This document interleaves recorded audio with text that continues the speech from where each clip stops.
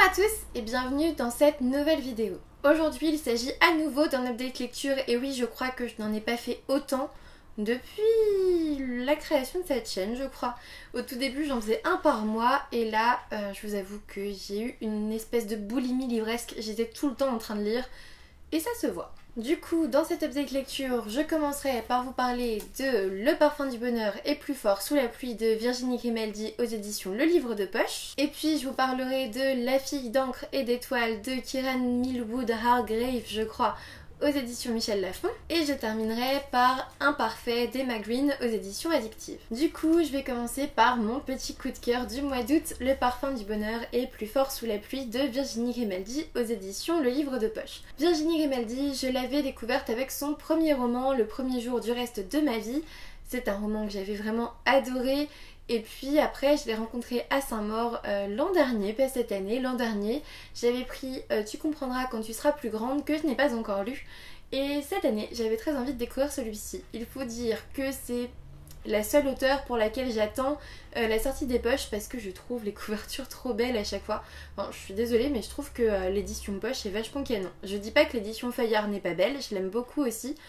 Mais étant donné que j'ai déjà d'autres livres de Virginie Grimaldi à lire avant le dernier sorti, je me dis que je peux attendre l'édition poche. Je pense pas que ça durera à chaque fois parce que j'adore cet auteur. Dans cette histoire, on va suivre Pauline dont la vie est totalement brisée. Le jour où son mari la quitte, il demande le divorce. Ils ont un petit garçon ensemble et du coup, Pauline, elle va être totalement effondrée, elle en tout cas.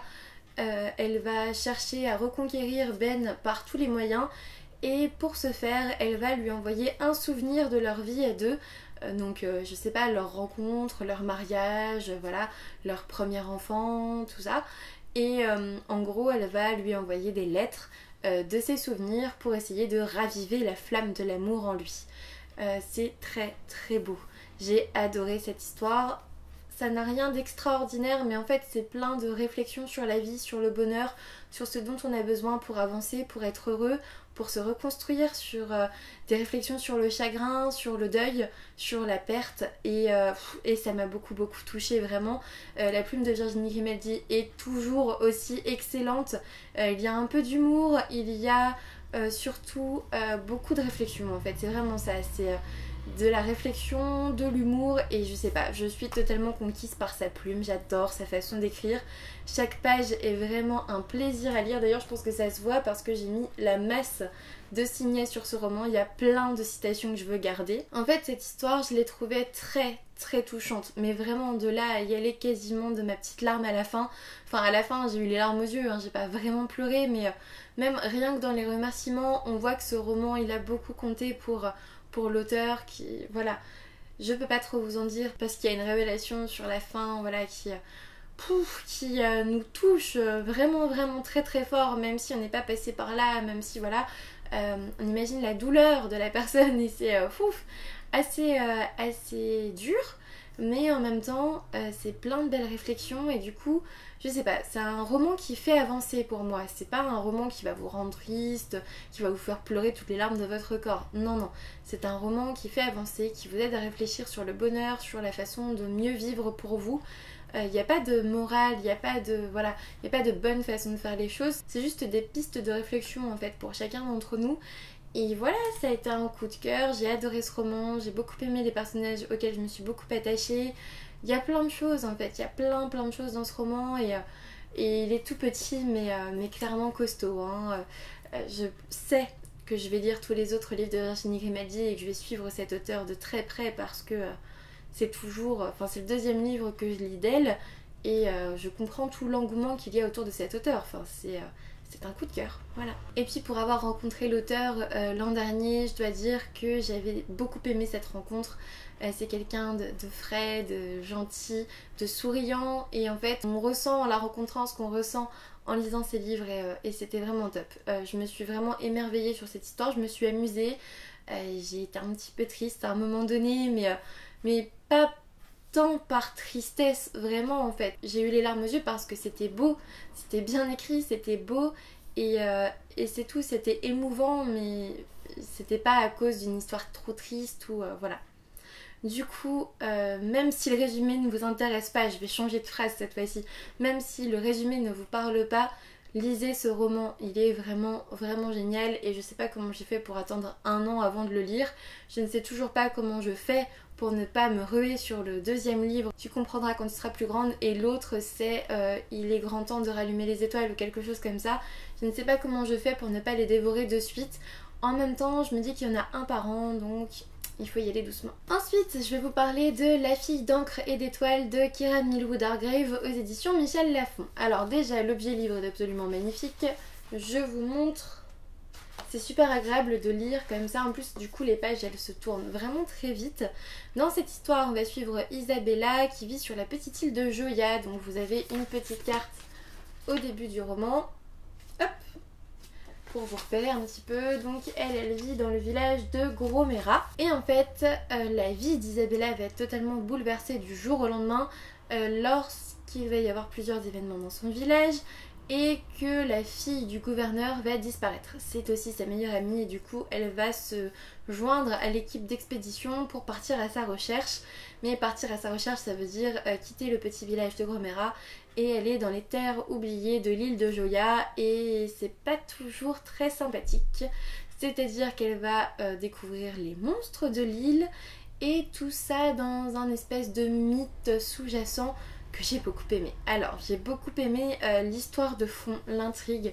J'ai beaucoup aimé le fait qu'il y a un parallèle avec un mythe de l'île. J'ai adoré ça, j'ai adoré le côté quête, le côté aventure. J'ai adoré suivre Isabella dans sa découverte de l'île. Bref, ça c'était vraiment sympa. Découvrir les monstres par rapport au mythe et tout ça, c'était trop bien. C'était un genre de conte d'aventure. C'était vraiment top. Par contre, ce qui m'a fait un peu grincer des dents, alors peut-être que c'est la traduction, je ne sais pas, mais dans les scènes d'action, c'était trop brouillon. C'était n'importe quoi. Je suis désolée de dire ça, mais j'espère que c'est la traduction, parce que sinon je comprends pas comment il a pu être best-seller en anglais. Mais j'espère que c'est la traduction, qui d'ailleurs avait quelques fautes par-ci par-là, mais parce que dans les scènes de combat, il n'y avait pas assez de détails, il n'y avait pas assez de description. Et en fait, dans ma tête, quand j'ai lu les scènes de combat, j'avais l'impression qu'il y avait un énorme nuage de brouillard à un moment donné qui s'évanouit, et vous voyez que c'est comme ça, mais vous comprenez pas comment ça se fait. C'est-à-dire qu'à plusieurs reprises, il y a des parois qui s'effondrent, ou alors les personnages font une chute de 5 mètres. Mais vous ne comprenez pas comment c'est possible. Vous savez juste que c'est tombé ou que les personnages sont tombés, mais pourquoi ça s'est effondré, pourquoi ils sont tombés, aucune idée, trop brouillon, j'ai rien compris. Et j'ai bien vu dans la plupart des avis que c'était pas parce que j'étais plus bête qu'une autre. Tout le monde trouve que les scènes d'action sont trop brouillons. Alors j'espère que c'est la traduction qui fait que on n'a pas pris les mots exacts pour nous décrire la scène. Et du coup, on est paumé. C'est ce que je disais, l'image du brouillard, vraiment, c'est tout le monde se bat. Et à la fin, ils ont chuté de 5 mètres, mais tu sais pas pourquoi, tu sais pas comment, parce qu'il n'y avait pas vraiment de chute possible. Mais ils ont chuté. Et tu dois accepter ça et continuer l'histoire. C'est ça qui m'a le plus agacé dans ce roman, c'était le côté brouillon des scènes d'action. Parce que sinon, franchement, il y avait vraiment tout pour en faire un petit coup de cœur. Le côté mythique avec des dieux, avec des jeunes filles courageuses des temps anciens, etc. C'était trop bien, avec un univers de fantasy assez sympathique, qui n'est pas forcément très bien décrit, mais ça va, avec un gouverneur cruel. Il y avait plein de trucs pour que j'aime ce roman. Et d'ailleurs, je l'ai bien aimé. Mais franchement, j'étais totalement paumée dans certaines scènes, et ça agace en fait, ça casse le fil de la lecture, et c'est dommage. Maintenant, je n'ai pas détesté ce roman pour autant, j'ai plutôt bien apprécié ma lecture. Je vous le conseille quand même si le résumé vous intéresse, parce que c'était un beau voyage sur l'île de Joya. J'ai bien aimé la fin, j'ai bien aimé comment c'était construit, l'objet livre est magnifique. Donc voilà, je ne peux que vous le conseiller quand même, si vous pouvez faire abstraction du côté un peu brouillon de certaines scènes d'action. Et enfin, on va terminer avec de la romance cette fois. J'ai lu Imparfait de Emma Green aux éditions Addictive. Ça faisait longtemps que j'avais pas lu de romance, je crois. On me l'avait vendu comme un feel good et c'est exactement ça. En fait, on va suivre Juliette qui chante dans des bars et qui a une histoire de vie assez compliquée. Sa mère est partie avec son nouveau copain en Amérique centrale. son nouveau copain magouilleur, hein, recherché par le fisc en France. Génial. Et bah bien sûr, du jour au lendemain, Juliette est mise dehors par un huissier à 8h du matin à cause des magouilles de sa mère et de son nouveau petit ami. Du coup, elle apprend que sa mère avait contracté un viager. Si vous ne savez pas ce que c'est, en gros, c'est vous faites un contrat avec une personne âgée, en général, et en gros, ce contrat dit que vous leur versez un loyer tous les mois jusqu'à leur mort, et à leur mort, leur maison vous revient. Donc, ça vaut le coup si la personne en question meurt rapidement, parce que vous aurez une maison pour pas très cher. Ça ne vaut pas le coup si elle vit encore 20 ans. Clairement, voilà, c'est un peu ça le but. Donc, Juliette apprend que sa mère avait contracté un viager à son nom. Elle se rend à la maison pour voir ce qu'il est advenu de cette grand-mère avec laquelle elle avait signé un contrat, donc sa maman. Et en fait, elle tombe sur Suzanne, 84 ans, toute pimpante, avec un certain mordant, qui l'accueille et qui lui propose une colocation avec elle. Elle lui propose de devenir sa dame de compagnie, tout en continuant de chanter le soir, hein, bien sûr, mais elle est totalement séduite par la voix de Juliette et elle souhaite qu'elle lui chante de vieilles chansons françaises qu'elle aime tant, et puis surtout qu'elle lui tienne compagnie parce que Suzanne, elle est très très isolée.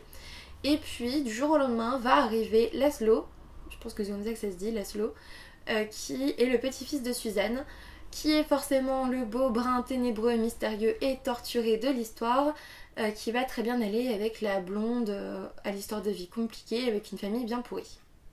Donc oui, les personnages sont clichés, oui, la romance est peu originale, mais qu'est-ce que j'ai été charmée par cette histoire. J'ai adoré la grand-mère, donc Suzanne, j'ai adoré son mordant, elle est tordante, vraiment, j'ai éclaté de rire hein, sur certaines lignes de ce roman. Elle a des réflexions tellement piquantes que vous pouvez difficilement vous en relever.